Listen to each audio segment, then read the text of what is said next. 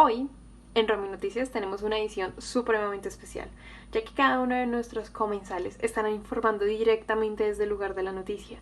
Cada uno tiene un tema en especial. Es así que hay que prepararnos para este largo viaje. Hoy, en Romy Noticias. Ahora, Diana, tenemos noticias desde el preclásico. Nos informa que este periodo está coincidiendo con la fase de madurez y también con la crisis de la República Romana. Además, está formando algunas características de gobierno, tales como las magistraturas, el Senado, los comicios populares como fuentes legislativas. Sí, Daniel, recordemos que este periodo se va a marcar desde que se integran las chivitas y se dan las leyes Licini Sexti hasta el 27 antes de Cristo. También debemos tener en cuenta que este periodo se va a caracterizar por una larga fase imperialista de Roma, donde vamos a ver que esta república va a estar en un constante crecimiento y con una grande extensión de sus dominios. Andrés, justo ahora me están informando que este periodo está generando avances demasiado importantes para el derecho, pues está creando las bases para la generación o las estructuras estatales. El derecho penal e internacional además está estructurando el derecho privado y también la clasificación de los derechos. Pero también ahí tenemos que reconocer que en este periodo el núcleo de la civilización romana fue constituido por la compacta solidaridad de intereses. Se dieron sentimientos y acciones en los ciudadanos romanos. Por consecuencia, la calidad de ciudadano romano fue un marco formal de pertenencia al Estado.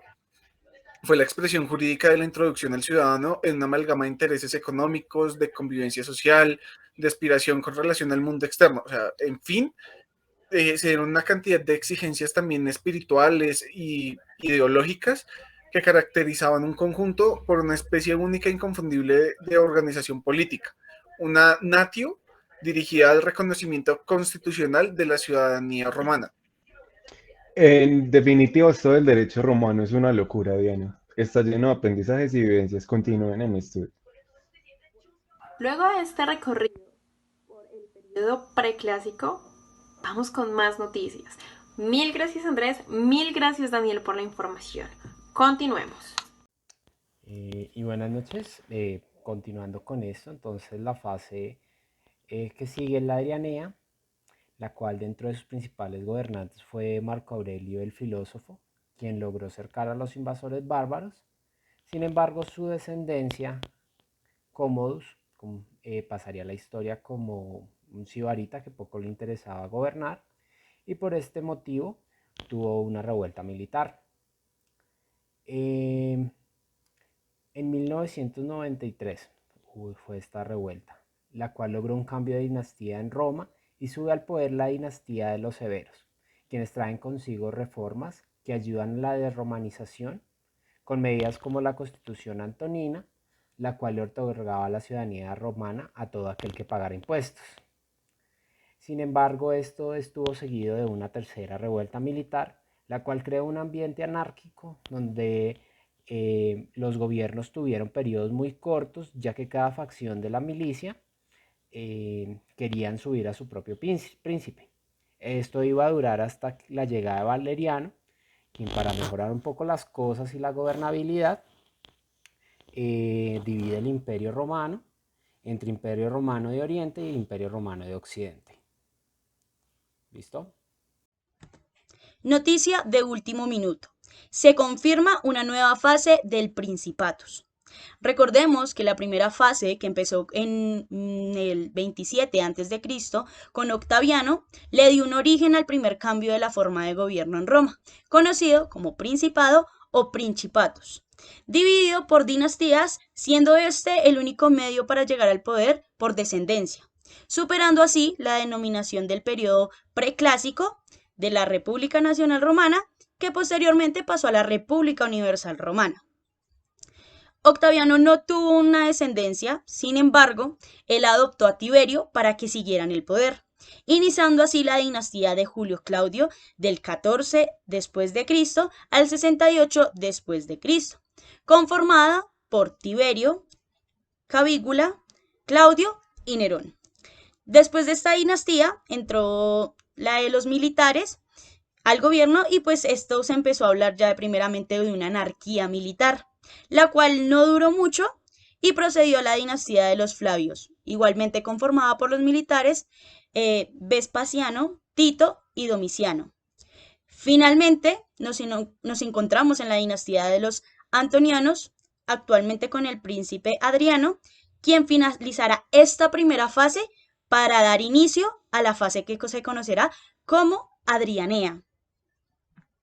Para nadie es un secreto que Julián y Dana son uno de nuestros mejores reporteros.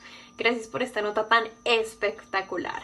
Ahora sí, continuamos y finalizamos con Eduardo y Oscar. Cuéntenos, ¿qué nos tienen el día de hoy? Informando desde la extinta ciudad de Constantinopla, ahora conocida como Estambul, y que en sus últimos años también fue conocida como Bizancio, vamos a retomar la etapa del periodo posclásico que constituyó un momento muy importante para el Imperio Romano.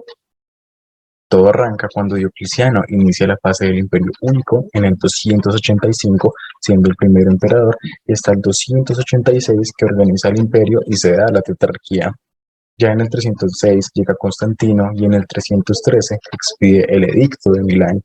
Este permitía nada más y nada menos que la libertad de culto, y esto es motivo de tensión dentro del imperio, haciendo que también llegue a emitir el Concilio de Nicea en el 325, y ya en el 337 Constantino fallece.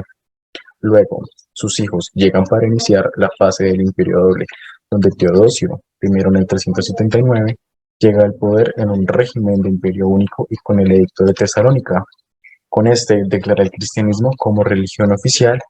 Ya en años posteriores, Teodosio fallece en el 395. Y desde entonces el imperio se dividió en Oriente y Occidente, con Arcadio y Honorio respectivamente en un principio. Pero esta interesante y magnífica historia seguirá a cargo de mi compañero Oscar. Conoce perfectamente qué sucedió después. Adelante, Oscar. Gracias, Eduardo. Con hermanos así, ¿para qué enemigos? Porque Arcadio gobernó hasta el 408 y Honorio, que era el segundo, hasta el 423, pero entre ellos no había coexistencia armónica, porque sus tutores eran enemigos entre sí y esto influyó en sus respectivas ideas.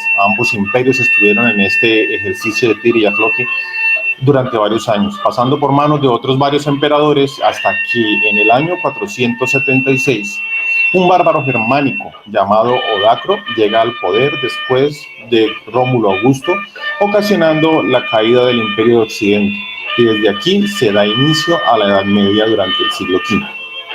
Mientras tanto, en Occidente, todo el territorio se divide y se forman las naciones que juntas se llamarán Europa, formando así un continente.